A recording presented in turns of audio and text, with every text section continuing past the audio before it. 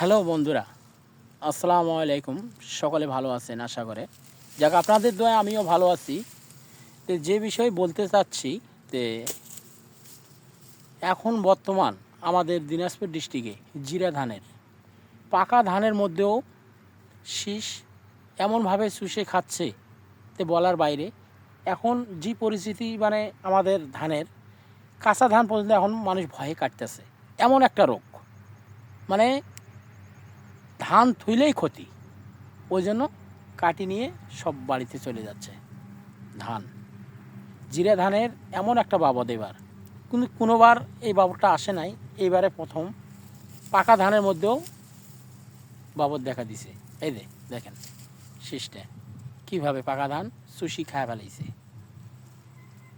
তো যাক, ধান বাড়িতে আসলাম, ভিডিওটা করলাম আপনাদের মাঝে, আপনাদেরকে দেখানোর জন্য ভাই।